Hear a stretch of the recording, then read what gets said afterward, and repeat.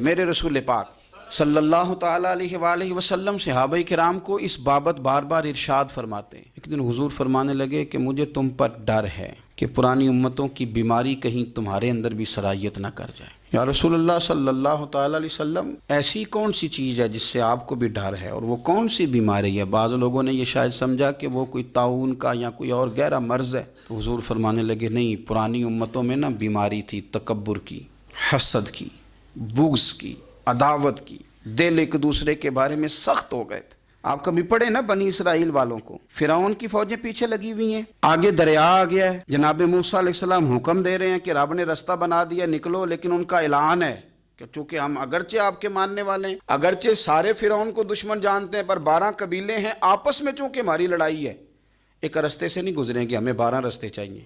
شدید پیاس لگی ہے اور ان سے کہا گیا کہ ڈنڈا ماریں گے جناب موسیٰ علیہ السلام پتھر پہ، اللہ وہاں سے چشمے نکالے گا، پی لو۔ انہوں نے کہا ایک نہیں پئیں گے، 12 قبیلے ہیں، چونکہ ہمارا اختلاف ہے، ایک سے پانی نہیں پی سکتے، ہمیں 12 الگ الگ چاہیے۔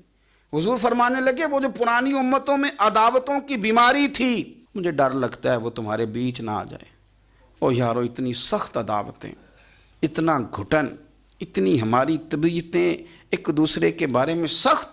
آپ کبھی لوگوں کا لب و لہجہ محسوس کریں، جب وہ کسی کے خلاف گفتگو کر رہے ہوتے ہیں تو ایسے محسوس ہوتا ہے کہ وہ تو شخص شاید مار دینا چاہیے، اتنا برا ہے۔ تھوڑی سی اختلاف رائے کو اتنی شدت کی عداوت بنا لینا۔ کئی اللہ والے چھپ گئے، بہت سارے رب کریم کے بندے تھے جو دنیا چھوڑ کے کونوں میں لگ گئے، انہوں نے کہا وہ نہیں گزارا ہوتا ہو بھائی۔ میں کسی کمزور آدمی کی بات نہیں کرنے لگا، ایک دلیر آدمی، حسبن نسبن اخلاقن مروتن، ہر تعلق سے شانوں والے، حضرت امام جعفر صادق رضی اللہ تعالیٰ عنہ، اتنے بڑے آدمی کہ امام اعظم ابو حنیفہ جیسے لوگ کہتے ہیں کہ اگر 2 سال امام جعفر صادق کے پاس نہ رہتا تو ابو حنیفہ ہلاک ہو جاتا۔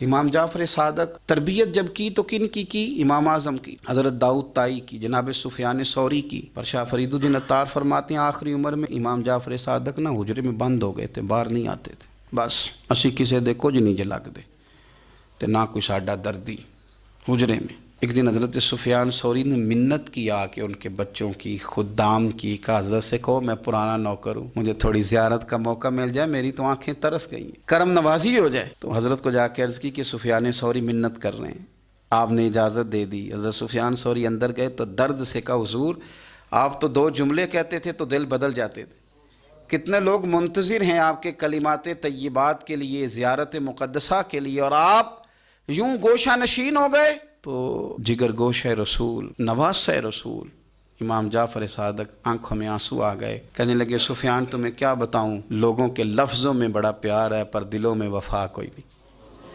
او بے قدراں کچھ قدر نہیں کیتی خوب تسلی ہو، اے دنیا دار پجاری زرد کتیاں دے گل ٹلی ہو، قدر نہیں کی لوگوں نے۔ اب بس، اب میں اپنا آخری وقت اپنے رب رسول کے ساتھ گزارنا چاہتا ہوں۔ لوگوں کے لفظوں میں بڑی وفا ہے پر دلوں میں ان کے وفا، یعنی امام جعفر صادق جیسے لوگ چھپ گئے۔ ہم اپنے رویوں سے اگر ان چیزوں کو نکالیں گے، دلوں کو صاف کریں گے، تو بڑے بڑے قیمتی وجود ہیں جن سے ہمارا رشتہ قائم رہے گا۔ لیکن اگر حسد کی، عداوت کی، بغض کی یہ بھٹیاں جس طرح تپ رہی ہیں آج معاشرے میں، یہ تپتی رہیں تو بڑے بڑے لوگ ہیں جو منظر سے ہٹ جاتے ہیں، مقابلہ نہیں کر پاتے لوگوں کی عداوتوں کا۔ رب کریم کا بندہ صاف دل ہوتا ہے، وہ حسد بغض عداوت کا مقابلہ نہیں کرتا، وہ کونے میں ہو جاتا۔ وہ کہتے میں اس دوڑ والا نہیں ہوں، اس لیے کہ اللہ کے بندے تلوار کے ساتھ، تو میں بڑی بات کرنے لگا ہوں اگر آپ کی سمجھ میں آ گئی تو، رب کے بندے تلوار سے تو لڑائی کر لیتے ہیں، پر منافق کے نفاق کے ساتھ مقابلہ کیسے کریں؟ وہ کس طرح اپنے آپ کو منافق بنائیں؟ وہ کس طرح کر کے اس جگہ پہ آ کے سازش کریں جہاں چھوٹے لوگ سازش کرتے ہیں، پھر وہ بچنے لگ جاتے ہیں۔ یہ دوری نکتہ چی ہے، کہیں چھپ کے بیٹھ جا، جس دل میں تو مکی ہے وہیں چھپ کے بیٹھ جا، پھر وہ لوگ نکل جاتے ہیں۔